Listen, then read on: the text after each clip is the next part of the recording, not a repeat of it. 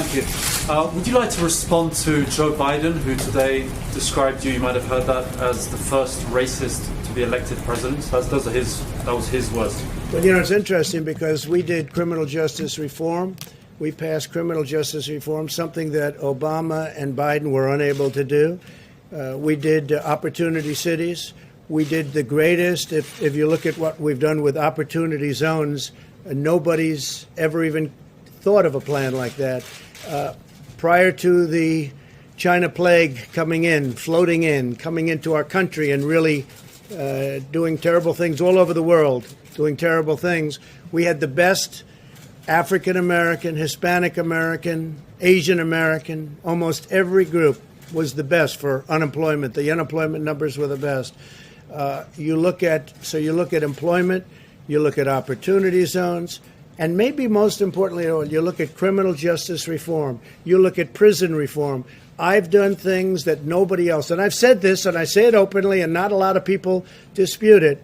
I've done more for Black Americans than anybody, with the possible exception of Abraham Lincoln. Nobody has even been close. Thank you very much, everybody. Thank you. One is, today you said you're sending federal law enforcement officers to run cities run by extreme politicians, that's the word you used, who happen to be all Democrats, who have supported Black Lives Matter protests. Millions of Americans I didn't say voted. who supported. No, I said Democrat politicians. And these are the cities where you have the problem. If you look at Chicago, if you look at Detroit, look around any of these cities where we have the problems. And we're sending them help, but we're really waiting for them to call for the big help, for the big numbers, for the large numbers of people that we have ready, willing, and able.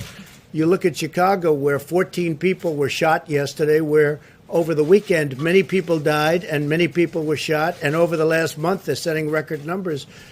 We are waiting for the mayor, respectfully, and other mayors and governors to call us. We are ready, willing, and able to go in there with great force. Now, we also have people that are going in and arresting drug dealers, arresting some of the shooters that are doing the shooting. We know who they are. We're working with police forces, and even though in some cases they're told don't work with the federal government, the police forces have great respect for the federal government, what we do. But we're ready, willing, and able to go into these cities that are just being decimated with shooting, and we're going to help. Please.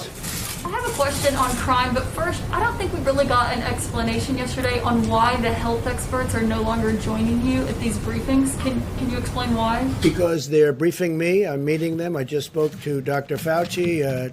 Dr. Birx is right outside. And they're giving me all of everything they know as of this point in time, and I'm giving the information to you. And I think it's probably a very concise way of doing it. It seems to be working out very well.